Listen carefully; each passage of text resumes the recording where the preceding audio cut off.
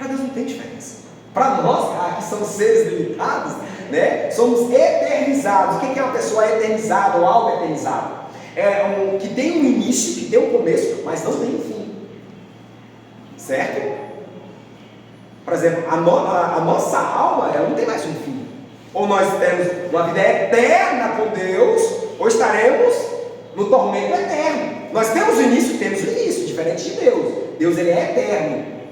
Ele não tem nem princípio nem fim de dias. Agora nós temos o início de quando Deus nos criou e quando Deus nos deu uma forma. Mas nós não teremos o fim mais. Amém? Só precisamos ter noção disso, que o Apocalipse vai trabalhar muito nessas ideias. Daniel, toda a escatologia. Amém? Os irmãos estão entendendo? Então assim, quando você lê o capítulo 5, para João era algo que já tinha acontecido em relação ao tempo.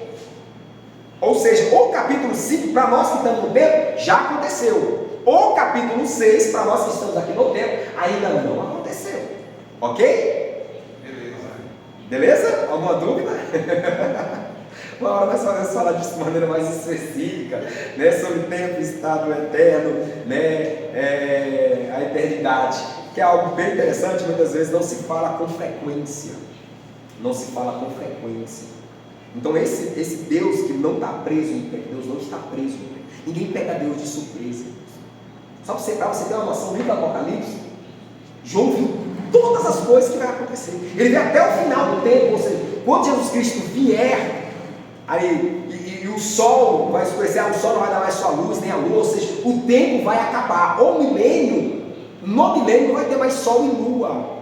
Cristo é o sol da justiça que estará raiando aqui no milênio. Só para você ter uma noção. Então esse tempo, cronos de 24 horas, vai acabar. Vai acabar. Amém?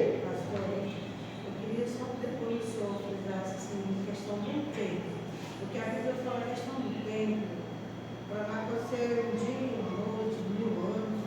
Então eu trouxe umas dúvidas. Não, pode falar. Várias dúvidas. Tudo que você está falando aí são o mesmo tempo. Eu tenho vários tipos de tempo. Eu tenho assim. O tempo do nascimento? É muito tempo aí, não é? Isso, do nascimento à morte. Então, eu queria que fizesse assim, para eu poder entender, eu quero entender a questão do tempo. Sei. É porque assim, ó. Para diferenciar nosso tempo com o tempo de. Na verdade, o período não tem tempo, né? Ele é eterno.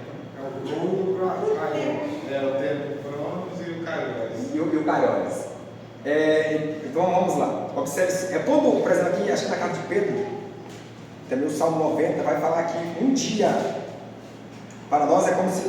1000 anos para nós é como se fosse um dia para o Senhor. Deixa eu encontrar bem aqui o texto, está na carta de Pedro. Estou na primeira, na segunda, só um minutinho. Segunda carta de Pedro. Deixa eu ver se eu localizo aqui.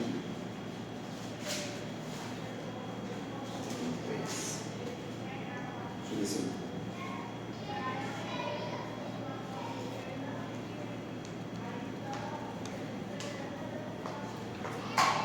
Segunda carta do apóstolo Pedro, capítulo 3, versículo 8.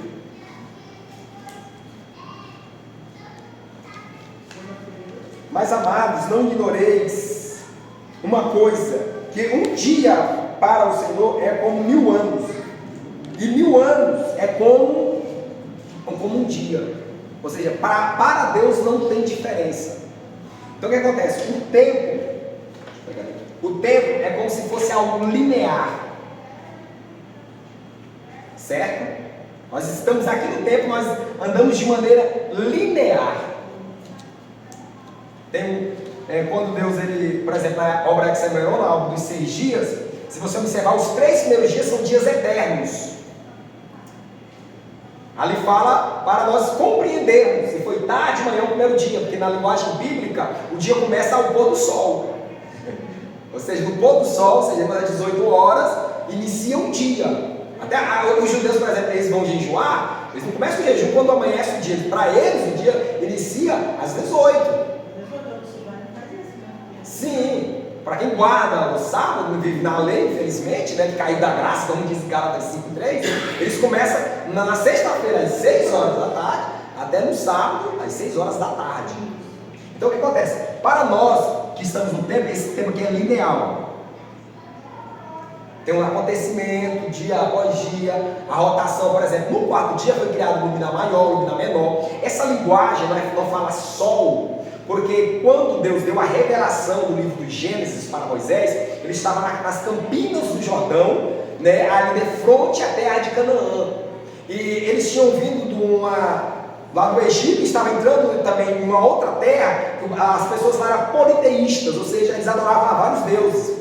E para eles, principalmente os deuses cananeus, como os egípcios, havia o Deus do Sol, o Deus Lua. Então se Deus falasse assim, ó, no quarto dia Deus criou o Sol e a Lua, eles iriam pensar o quê? Que Deus era um Deus que tinha criado outros deuses. Então a linguagem que Deus vai usar é o quê? O luminar maior para governar o dia e o luminar menor, que é a Lua, para governar a noite. Aí vem as estrelas, né? Aí elas é que faz diferença entre dias, tempos, estações. Então tudo está debaixo do tempo.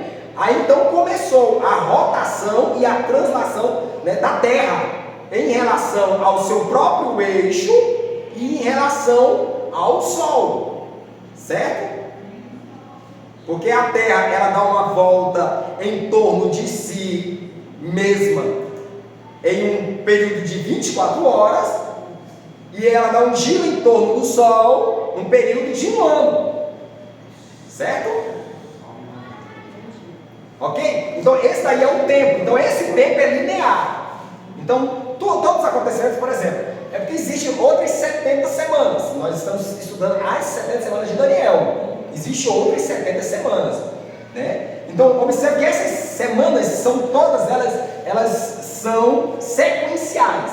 Por exemplo, a eternidade é como se fosse essa aliança aqui. Ela não tem nem início, nem começo, nem fim. Pastor?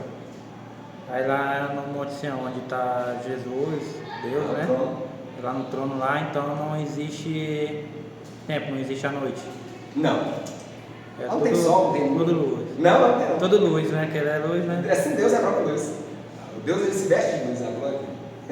Amém? Então acontece, quando nós estivermos estudando principalmente aqui, vamos já adiante. Quando nós estivermos estudando sobre tipologia, né, tabernáculos, havia um monumento chamado a Arca da Aliança, ficava no Santíssimo Lugar.